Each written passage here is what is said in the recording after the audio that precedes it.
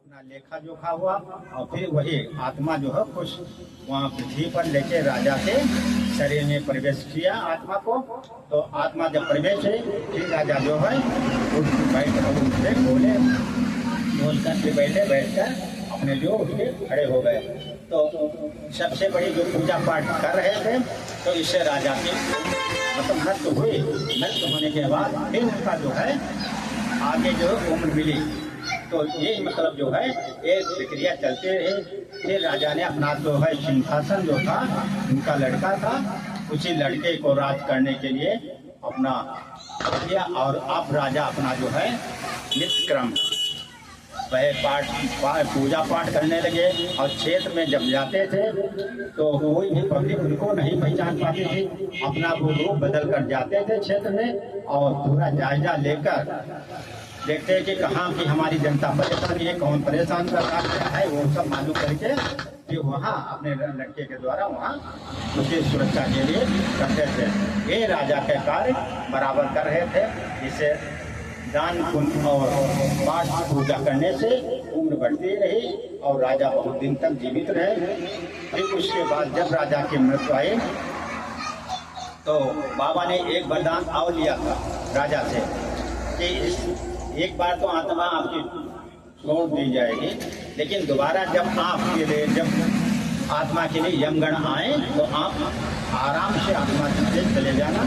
तो राजा ने कहा कि हम इस पर राजी हैं और जैसा है वैसा होगा।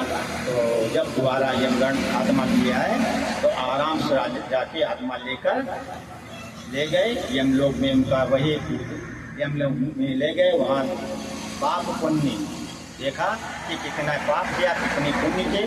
तो लेखा जो फिर पुण्य बहुत निकले। तो राजा को ये पुण्य होने के कारण सीधे राजा को स्वर्ग भेजा गया और जिससे राजा को अपना जो सुख भोग मिला। और जो पाप करते हैं उनको नरक भेजा जाता है। इससे स्पष्ट होता है जहाँ तक अच्छे से अच्छे कर्म करो, पूजा पाठ करो, जिससे राजा की तरह जैसे उम्र कम है, अल्प आयु है, बहुत ही अल्प आयु जो बढ़कर उम्र बढ़ सकती है। तो इस कथा से हमें संदेश मिलता है कि हम जो कार्य करते हैं जो अपने लिए करें, जो दिन भर काम करते हैं तो पढ़ाई दिन भर जो काम करते हैं, जो कार्य अपना करते हैं उसका अपना परिवार चलाते हैं, बाहर के लोग चलते हैं।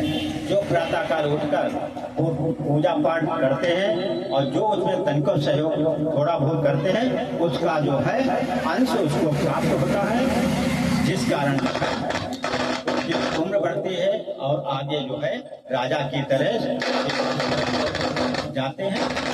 हमारा भी उद्देश्य है कि राजा की तरह ज़्यादा से ज़्यादा अपना कार्य करें और पुण्य कमाएं। पुण्य कमाने से हम लोग जो है आत्माएं जो आराम रहेंगे, शांत रहेंगे और स्वर्ग सीधे आराम से मिलेगा।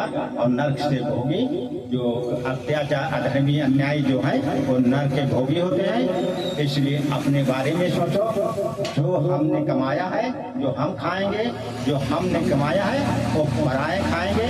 इसके लिए पराए ना खाने पाए, इसलिए हम बनाए कमाया है तो हम ही खाएं। इसका मतलब हम कमाया है, हम कमाएंगे मतलब ईमानदारी जो कमाया है हम खाएंगे, हमारे परिवार खाएगा। जो बेईमानी मक्कारी से कमाते हैं वो उनका धन पराए लोग ज़्यादा खाते हैं। ओम यही हमारा संदेश है। ओम जय दिव्य शक्ति धाम की जय। ओम जय दिव्य शक्ति धाम की जय।